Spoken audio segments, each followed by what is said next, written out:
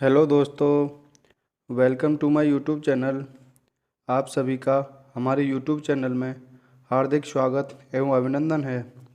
I hope आप सब अच्छे होंगे। तो आज का जो हमारा टॉपिक रहने वाला है बहुत ही खास, बहुत ही शानदार, बहुत ही जानदार और परीक्षा की दृष्टि से बहुत ही महत्वपूर्ण होने वाला है।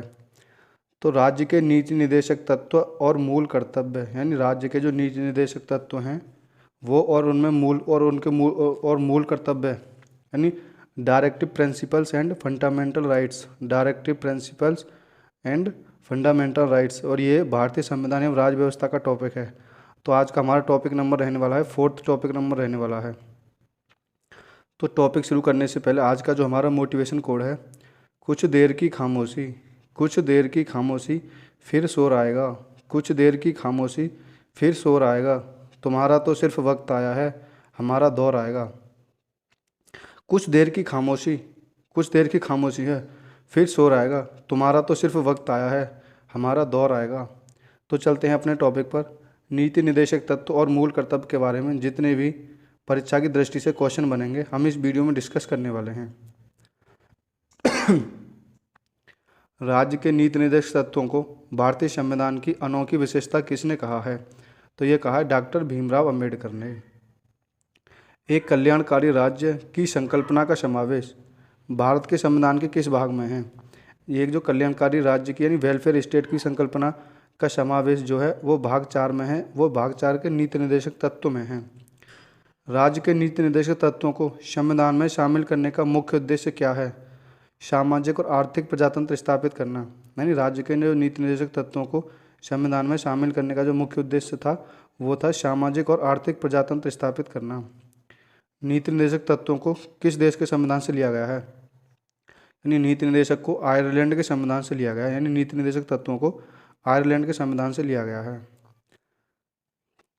राज्य के नीति निर्देशक तत्व सिद्धांत एक ऐसा चेक है जो बैंक की सुविधा अनुसार अदा किया जाता है, यह किसने कहा था? यानी राज्य के नीति निर्देशक तत्व एक ऐसा चेक है जो बैंक की सुविधा अनुसार अदा किया जाता है। तो ये कहा था केटी शाह ने कहा था। ये पूछा गया था यूपीपीसीएस 2007 में पूछा क्वेश्चन है।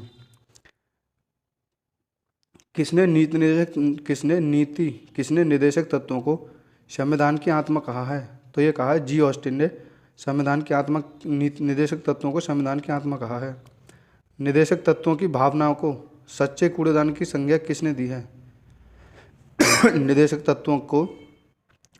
तत्वों की भावनाओं को सच्चे कूड़ेदान की संज्ञा किसने दिया है? तो वो दिया है टी कृष्णामाचारी ने। नेक्स्ट क्वेश्चन है हमारा, घरेलू हिंसा कानून में संशोधन, घरेलू हिंसा कानून में संशोधन। किसी भी महिला के साथ घर की चारदीवारी के अंदर होने वाले किसी भी तरह की हिंसा, मारपीट, उत्पीड़न आदि के मामले घरेलू हिंसा के अंतर्गत आते हैं। किसी महिला को ताने देना, गाली देना, उसका अपमान करना, जबरन विवाह के लिए बाध्य करना, पत्नी को नौकरी छोड़ने के लिए मजबूर करना या फिर नौकरी करने से रोकना, दहेज की मांग या मारपीट करना आदि भी घरेलू हिंसा के अंतर्गत माना जाएगा। इन सभी के संरक्षण के लिए 2005 में महिला घरेलू हिंसा संरक्षण अधिनियम पारित किया गया था, यानी 2005 में महिला घरेलू संरक्षण अधिनियम पारित किया गया था। अक्टूबर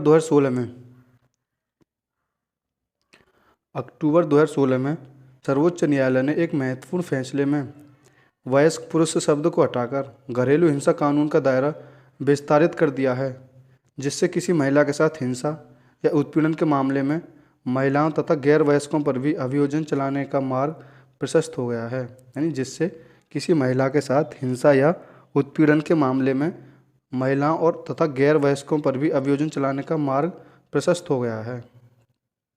तो नेक्स्ट क्वेश्चन है हमारे, कौन कौन से नीति निर्देशक तत्व 42वें संविधान संशोधन द्वारा भाग 4 में जोड़े गए थे? यानी 42वें संविधान संशोधन द्वारा कौन कौन से जो नीति निर्देशक तत्व हैं वो जोड़े गए थे? तो 39 का समान न्याय एवं निःशुल्क विधिक सहायता, समान न्याय और निःशुल्क विधिक सहायता। अनुच्छेद 39 का, अनुच्छेद 43 का उद्योग के प्रबंधन में कर्मकारों का भाग लेना। अनुच्छेद 48 का पर्यावरण, वन और वन्य जीवों की सुरक्षा तथा अनुच्छेद 39 खंड 4 शोषण से बच्चों एवं वयस्कों की सुरक्षा, शोषण से बच्चों एवं वयस्कों की सुरक्षा। किस अनुच्छेद के तहत कहा गया है कि प्रत्येक नागरिक को चाहे वह स्त्री हो या पुरुष समान कार्य के लिए समान वेतन दिया जाएगा? तो ये अनुच्छेद 39 में कहा गया है, यानी प्रत्येक नागरिक को चाहे वह स्त्री हो या पुरुष हो समान कार्य के लिए समान वेतन दिया जाएगा। तो यह अनुच्छेद 39 में, यानी अनुच्छेद 39 में। राज्य संपूर्ण भारत के लिए एक समान सिविल संहिता यूनिफॉर्म सिविल कोड का प्रावधान करेगा। किस अनुच्छेद के तहत उपबंधित है? यानी जो एक समान सिविल संहिता है वो अनुच्छेद 44 के अंतर्गत उपबंधित है। नेक्स्ट क्वेश्चन है हमारा अनुच्छेद 40 के अंतर्गत किसके गठन के लिए राज्यों को निर्देश दिया गया है? तो ये ग्राम पंचायतों के गठन के लिए अनुच्छेद 40 के अंतर्गत राज्य को निर्देश दिया गया है। अनुच्छेद 39 का संबंध किस नीति निर्देशक तत्व से है? समान न्याय एवं निःशुल्क विधिक सहायता से है। अनुच्छेद 39 का जो संबंध है समान न्याय एवं निःशुल्क विधिक सहायता से है। सहकारी समितियों के स्वैच्छिक गठन,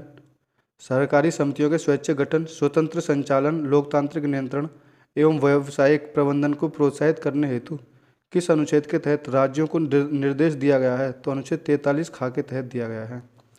किस संविधान संशोधन अधिनियम द्वारा अनुच्छेद 43 खा को संविधान में जोड़ा गया था? तो वो 97वें संविधान संशोधन अधिनियम 2011 द्वारा। नेक्स्ट है हमारा किस बाद में सर्वोच्च न्यायालय ने धारित किया कि राज्य के नीति निर्देशक तत्व मूल अधिकारों और संवैधानिक अधिकारों के निर्वचन में मार्गदर्शन का कार्य करते हैं? तो यह है अशोक स्मोकलेस कोल इंडिया प्राइवेट लिमिटेड बनाम भारत संघ 2007। मूल अधिकार और नीति निर्देशक तत्वों के मध्य सबसे प्रमुख अंतर क्या है? यानी मूल अधिकार और नीति निर्देशक तत्वों के मध्य सबसे प्रमुख अंतर क्या है? तो वह मूल अधिकार न्यायालय द्वारा प्रवर्तनीय है, जबकि नीति निर्देशक तत्व न्यायालय द्वारा प्रवर्तनीय नहीं है। यानी मूल अधिकार जो न्यायालय द्वारा प्रवर्तनीय है, जबकि नीति निर्देशक तत्व न्यायालय द्वारा प्रवर्तनीय नहीं है।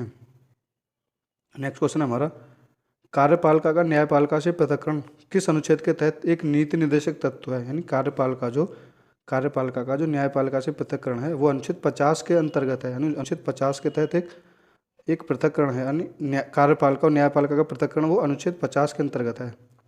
किस अनुच्छेद का संबंध अंतर्राष्ट्रीय शांति और सुरक्षा के संवर्धन से है?